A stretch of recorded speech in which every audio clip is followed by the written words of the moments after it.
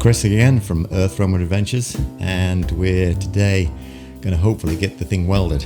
We've removed all of the grey tank, which you can see there just past the tyre, and we've took the big old lithium battery pack out just in case, and we've got our big old red monster jacks ready to put on the back of the frame.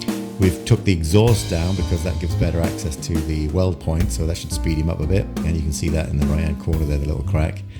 And we've took the stairs, the automatic steps out of the way, and all the plastic cover for that, and this should give him good access. So the next thing is to jack this baby up and continue. So we now have a frame supported by these 10-ton jacks, which are holding up the frame nice and straight for us. And the big thing now we have to do is to get these airbags. We've deflated them and got the bottom ball out, but we're now got to get the top hoses off and the supporting bolts. And once we've got these out of the way, then we can remove this support bracket here, which is obviously getting replaced by the big thing that goes all the way along here. So the other problem is though, is there's tiny little access. The bolt under here is where this bag is supported, and the other one is underneath this plate here, which means I've got to cut off a 3/4 spanner and try and get it through the tiny little access hole and knock it in the direction to undo it, which may take a while. It's a very long bolt, so we'll see what happens in this next section.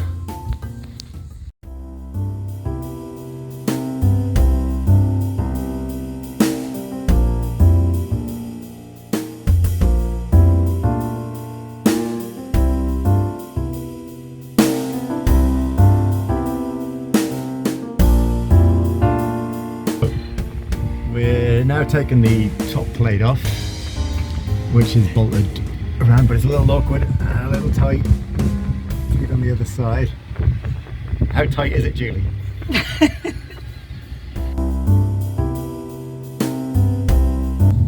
So here's something we did before we did welding. We disconnected the negatives off for both batteries. There's one on the other side as well.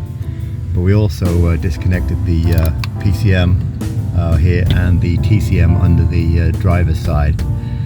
Probably no real need because the grounding was good when the welder was doing it. So, but this is what we just did to take precautions just in case, because who knows what could happen here. Just in, disaster probably.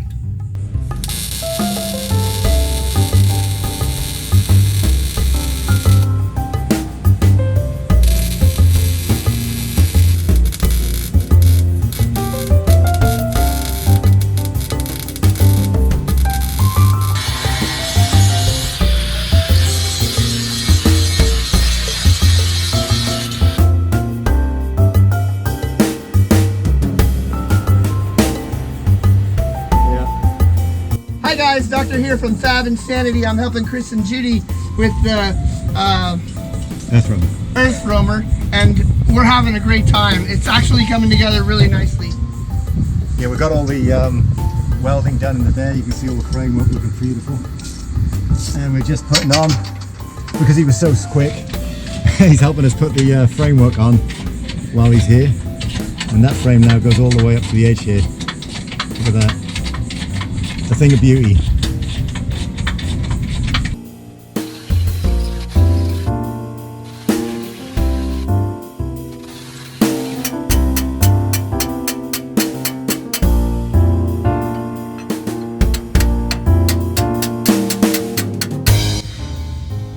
So here's this what I had to make. I had to cut off a 3/4 spanner, just enough to give me leverage and to get tiny in that tiny little slot like that.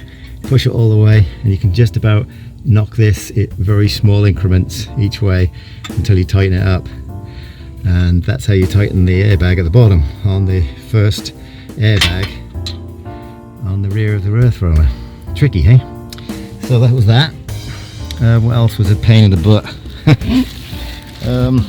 Yeah, all this mechanical hangers, there's lots of wiring up here, there's piping, all that on this particular side. This is the driver's side rear. Very difficult to move out of the way to get that really heavy plate in place. That just there is the hole for the hanger for the sway bar that's sitting down here, which I've got to get a couple of new ones because the bushings have gone and one of the rods broke off. So yeah, very difficult. The other thing that was difficult was underneath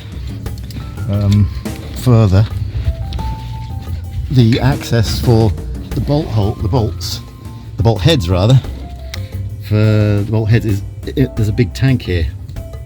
So this large tank is the front tank, and then here around the back, camera in the right place, and around the back here, I have to go send your hand around the back here and to get to the head of the bolts that go through the frame rail. Bolt this on. So those frame rail bolts are up here, and unfortunately there's no gap here to get anything. So you have to go over the top. The other thing that was awkward to get to the bolt heads, there's a lot of mechanical lines, which are the brake lines and so on, that are all here. These go all the way along, of course, and of course the bolt heads need to be accessed, and you have to take all this off, which is interesting. So you have to pull all these off, and now I'm in the process of feeding the pipes and the lines back through the new holes, which is going to take a little while. Okay, so this is where we're up to. This is the new bracket put onto the cross member. The cross member was here, well, it still is here, and it's been welded, which you can see in the previous parts of this video. And then these new brackets are bolted through the original frame rail and the new frame rail on the other side, and then they come round with this extra strong gusset piece to obviously keep it straight. And then it's joined on the front plate, and there's another plate like this in the on the other side of this cross member. So you got the cross member original here, which has been welded. We've got a new piece of metal the same sort of thickness as the cross member, and another one behind. So there's 3 pieces of metal now go across this center rail here. On this side, they put a hole in the unit, which we had to unplumb and undo all this electrical and piping and pass it through, because obviously it's gusseted in a way that you can't pass nothing through. The bottom one has a little kink where you can put some wires through, but the center one does not. So that takes a little while to do. We also had to take off the rivets. You can see the 2 bolts there and the bolts here. These were all riveted in because this cross member was riveted. So we had to chisel them off with an air chisel and then bolt them back on, which was a bit tight, but we managed to get them on, and we've torqued all this up now, so this is all ready to rock and roll. On the other side, the airbags now are in. We tested them, we put some new piping in to make sure they're all good. They're all holding the air. We obviously cleaned up the base plates here as well while we were here, but this whole framework now sits all the way from what is some strong metal. There's 2 lots of big strong metal here of cross members, and it goes up to that point, and then it goes all the way down to the other point where there's a fairly thick cross member. And I think really what's happened, why they do that now, is because if you think about it, on the original F550, the weight of the boxes, or weight of the whole frame, wasn't in the center here. It was further down there and further up here where the part of the spring pack went. So I suppose that by putting all the strength have to be in the middle, there's a possibility of putting all that weight into this cross member, where normally this would only probably just to hold the fuel tanks. And so really the springs would have come right up to this heavier duty metalwork, and I guess that's one of the things that we found out. But then again, this particular truck was made in 2008 and it's lasted all this time, so it's probably not really a big issue, only if you hit giant holes in the road at full pressure. And I guess dynamic loading on this thing just couldn't take that kind of stuff. But now with all this, as I say, this new metal frame rail is thicker than the original, and it's also sandwiched onto the original, so I can't see it flexing anyway at all. And I think that's what they're doing. The load is now spread all the way across where the original loads would be.